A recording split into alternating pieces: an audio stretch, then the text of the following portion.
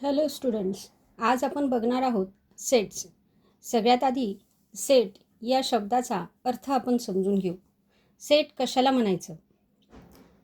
ज्या गोष्टी युनिव्हर्सली एखाद्या ग्रुपमध्ये इन्क्ल्यूड करू शकतो त्याला आपण सेट असं म्हणतो.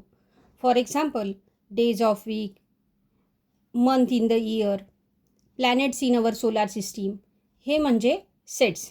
परंतु brave children in the class यांचा ग्रुप असू शकत नाही, यांचा सेट्स होऊ शकत नाही. कारण ब्रेव चिल्ड्रन हे प्रत्येकच टीचरच्या किंवा इतरांच्या सगळ्यांच्याच नजरेतून ते ब्रेव असतीलच असं नाही. काही वेळेस ते कोणाला वाटेल की ते ब्रेव असतील, पण कोणाला वाटणार नाही की ते ब्रेव आहेत म्हणून. म्हणजेच युनिव्हर्सली त्या गोष्टी एखाद्या ग्रुपमध्ये इन्क्ल्यूड होऊ शकत नाही, त्याला आपण सेट म्हणू शकत नाही. स्ट्रॉंग फोर्ट्स इन महाराष्ट्र याचासुद्धा सेट होऊ शकत नाही. कारण काही लोक असं म्हणतील की हा फोर्ट स्ट्रॉंग आहे, काही लोक असं म्हणतील की हा फोर्ट स्ट्रॉंग नाही आहे, त्यामुळे त्याचा सेट होऊ शकत नाही.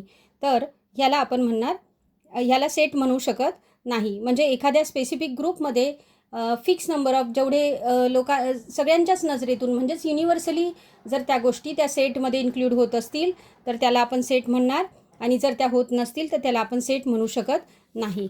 आता याच्यानंतर आपण बघणार आहोत सेटचे प्रकार, मेथड. या ठिकाणी 2 प्रकारच्या मेथड दिलेल्या आहे सेट्स लिहायच्या. तर सेट लिहायचा कसा असतो तर लिस्टिंग मेथड, त्यालाच आपण दुसरं नाव दिलेलं आहे त्यांनी रोस्टर मेथड, आणि रूल मेथड, त्यालाच आणखी दुसरं नाव दिलेलं आहे सेट बिल्डर फॉर्म. तर लिस्टिंग मेथडमध्ये दिलेल्या सेटमध्ये सगळेच्या सगळे नंबर्स आपण त्या ठिकाणी सिक्वेन्सली लिहितो, त्याला आपण म्हणतो लिस्टिंग मेथड. जसं की एमध्ये 3, 5, 7, 9 किंवा 7, 5, 3, 9 त्याचा सिक्वेन्सली चेंज झाला तरी चालतो. परंतु कुठल्या त्या ग्रुपमध्ये येणारे सगळेच्या सगळे नंबर्स आपण अशा पद्धतीने लिहिले की त्याला आपण म्हणणार लिस्टिंग मेथड. यामध्ये लिस्टिंग मेथडमध्ये एक महत्त्वाची गोष्ट असं लक्षात ठेवायची आहे की जो कंस त्यांनी दिलेला आहे, जो ब्रॅकेट दिलेला आहे, जो ॲज इट इज, त्याला महिरपी कंस मराठीमध्ये असं म्हणतात, तो तसाच्या तसाच ब्रॅकेट आपल्याला ड्रॉ करायचा आहे. वेगळा स्क्वेअर ब्रॅकेट किंवा हाफ सर्कलवाला ब्रॅकेट तो आपल्याला ड्रॉ करायचा नाही आहे. त्या ठिकाणी जसा सेटचा ब्रॅकेट त्याला सेट असं म्हणतात, म्हणून त्याचा तो नियम आहे की ते सेटमध्ये ब्रॅकेट तसाच आपल्याला ड्रॉ करायचा असतो. दुसरी मेथड आहे रूल मेथड. रूल मेथडमध्ये तुम्हाला लिस्टिंग मेथड दिलेली असेल आणि त्या लिस्टिंग मेथडला तुम्हाला रूलमध्ये कन्वर्ट करायचं असेल किंवा रूल दिलेला असतो त्याला लिस्टिंगमध्ये कन्वर्ट करायचं असतं. आता या ठिकाणी आपण मेथड बघूया, रूलला रोस्टरमध्ये आणि रोस्टरला रूलमध्ये कसं कन्वर्ट करणार ते. सगळ्यात आधी इथे आपल्याला काही नंबर्स दिलेले आहेत 2, 4, 6, 8, 10, 12, 14.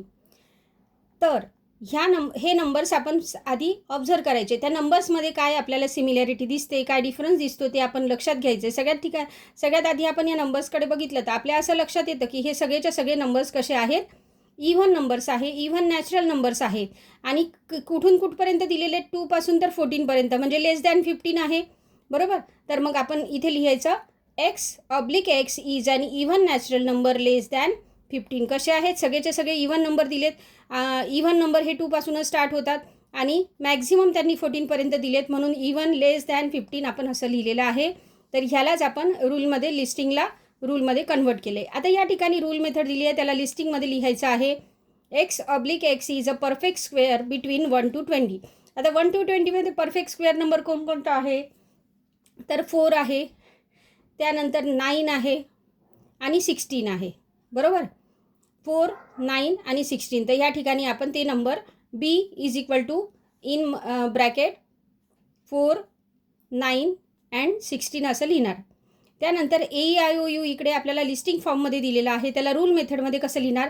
आता हे AEIOU हे काय आहेत हे आपल्याला माहिती आहे की हे सगळे काय आहेत, वॉवेल्स आहेत. तर इथे लिहिणार C vowels in the alphabet, small letters in alphabet. त्यानंतर इथे आपल्याला दिलं आहे कलर्स इन द रेनबो. तर सिम्पल आहे, रेनबोचे कलर्स आपल्याला सगळे माहिती आहे, ते इकडे सगळे कलर्स ब्रॅकेटमध्ये नावं लिहायचे आहेत आपल्याला. त्यानंतर इंटिजर्स, पण इंटिजर कसे दिलेत, ग्रेटर दॅन -3 आणि लेस दॅन +3. आता ग्रेटर दॅन आणि +3मध्ये किती नंबर्स येतात तर सगळेचे सगळे इंटिजर्स आपल्याला लिहायचे आहेत. ग्रेटर दॅन लिहिलं, इज इक्वल टू नाही लिहिलं इकडे, तर -3 लिहायचं नाही आहे. त्याच्या व्यतिरिक्त आपण लिहिणार आहे -2, -1, 0, 1 आणि 2. अशा पद्धतीने इथे इंटिजर्स आपण लिहिणार. आता या ठिकाणी याला ऑब्झर्व करायचं आहे आपल्याला. काय करू शकतो? 1, 8, 27, 64, 125. तर हे सगळे नंबर्स काय ऑब्झर्व केल्यानंतर आपल्या असं लक्षात येतं की हे सगळे क्यूब नंबर्स आहेत. तर ह्या क्यूब नंबर्स म्हणजे काय? 1चा क्यूब 1 येतो, 2चा क्यूब 8 येतो, 3चा क्यूब 27 येतो, 64चा क्यूब येतो, क्यूब रूट येतो 4 आणि 125चा क्यूब रूट येतो 5. मग इथे आपल्याला याला लिस्टिंग रूल मेथडनी लिहायचं आहे. कसं लिहिणार? x/x ऑल द नंबर्स कसे आहेत? Is an cube number ranging between. आता इथे बिटवीन लिहायचं आहे. कशापेक्षा? 1 इन्क्लुडिंग 1 आहे, तर इन्क्लुडिंग 1 आणि इथे डॉट डॉट केले म्हणजे इथे लिमिट दिलेली नाही आहे. तर आपण काय लिहिणार आहे? इकडे सगळेच्या सगळे दिलेत क्यूब नंबर्स.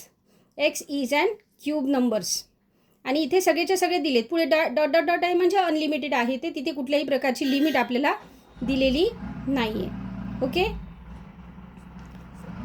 थँक्यू.